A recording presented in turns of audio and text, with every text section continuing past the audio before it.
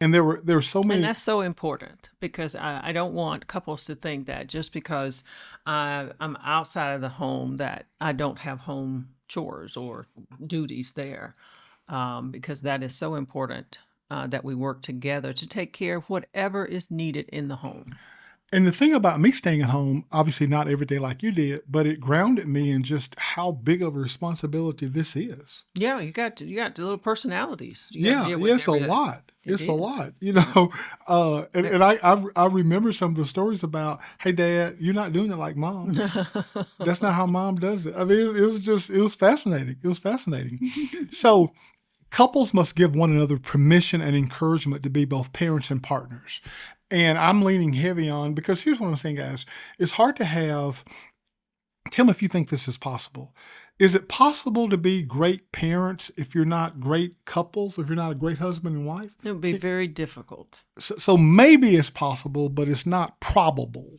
Oh, I like the word. Yeah, yeah, Yeah. maybe possible, but not probable. So that's why we always focused on our relationship first. I hope that doesn't sound selfish, but really, I didn't articulate it well to the kids. But I was really saying this: in order to make you whole, you know that I think it's a Chinese proverb.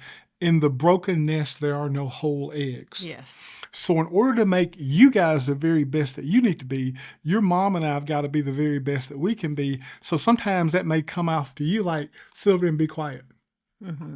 That's kind of harsh, isn't it? Yeah, that is kind of harsh. I just Okay. say it a little bit differently, but Neglected couple time leads to emotional drift. hmm Why is that key? Why is that crucial? Why is that key? well, if you don't take care without, I guess, intentional connection, emotional distance grows slowly, or and then sometimes becomes silent.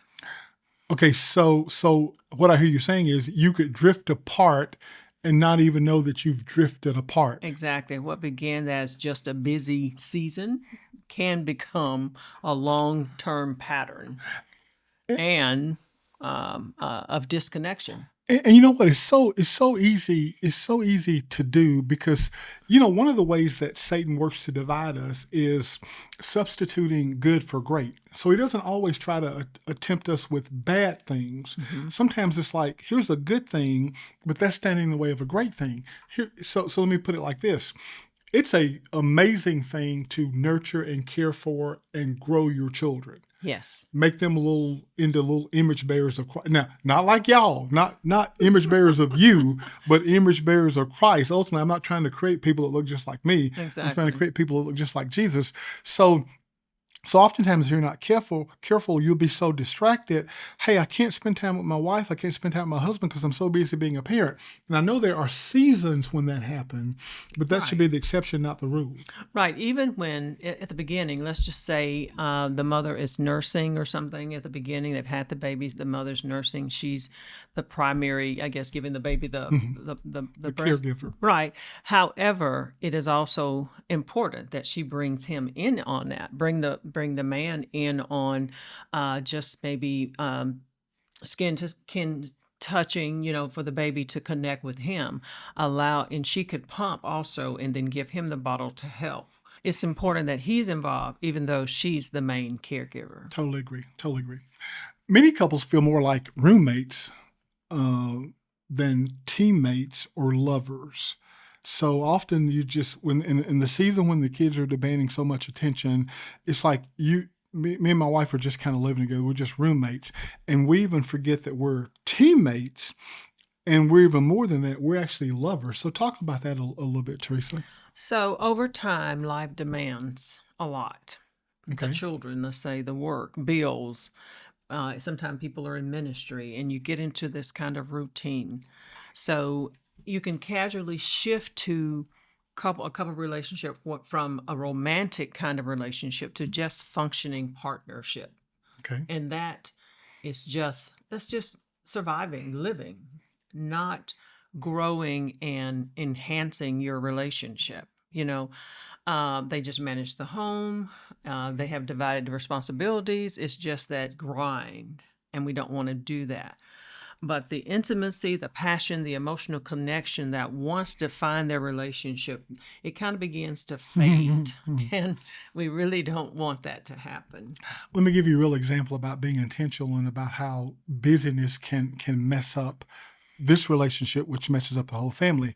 So you remember the story, Teresa? At one point, you were stay-at-home mom, and I don't know what was behind this. Maybe you'll speak to this, but you were involved in everything. You were in the church choir. Hey, I'm all in favor of that.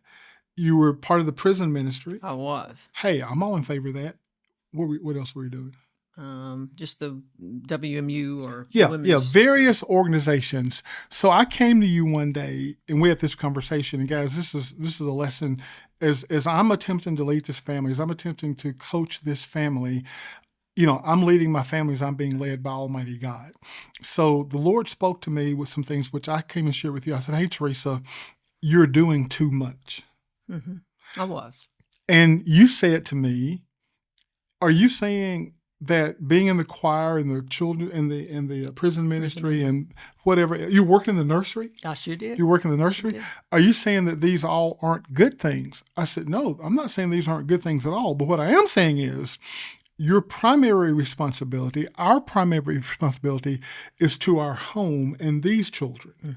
And at this season, this is just not the time to do that." Right. I had one of my friends told me to go home. Yeah, you were doing, You're doing too too much. much. You're doing too Yeah. much. So my point, she's doing good stuff, but it's standing in the way of us doing great stuff, which is being great parents to nurture and grow and raise great human beings. Right. Absolutely. And to keep that bond together as parents. Well, let's talk about the roommate dynamic. So in this dynamic, couples share the same space, but not the same emotional or physical closeness. Basically, it's a couple coexisting peacefully or passively, but the relationship becomes more about convenience than connection. Well, what are some signs of that? So some of the signs is there's no physical attention. Okay. Okay. There's conversations are limited to like, did you pay that bill or did you take out this or do that? Separate interests, separate routines. There's nothing going on where they're being united. Okay. A lack of emotional vulnerability or laughter.